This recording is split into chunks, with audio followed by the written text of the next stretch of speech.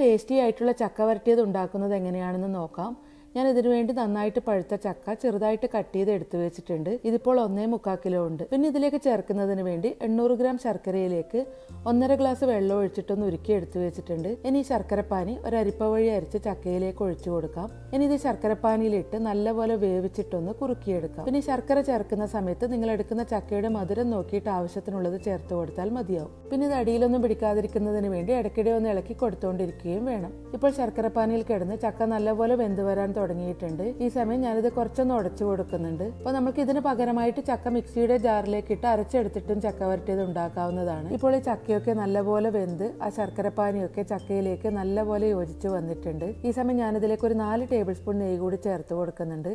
എല്ലാം കൂടി നന്നായിട്ടൊന്ന് മിക്സ് ചെയ്ത് കൊടുക്കാം. പിന്നെ ഒരു 1/2 ടേബിൾ സ്പൂൺ ഏലക്കാപ്പൊടി കൂടി ചേർത്ത് കൊടുക്കുന്നുണ്ട്.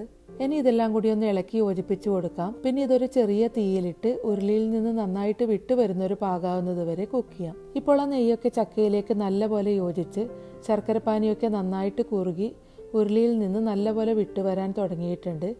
ഈ സമയത്ത് അടുപ്പത്ത് നിന്ന് മാറ്റി വെക്കാം. പിന്നെ ഇത് ആ ഉരുളിയിൽ തന്നെ വെച്ച് നന്നായിട്ട് തണുത്തതിന് ശേഷം നനവൊന്നുമില്ലാത്ത ഒരു എയർ ടൈറ്റ് ആയിട്ടുള്ള പാത്രത്തിലേക്ക് മാറ്റി വെക്കാം.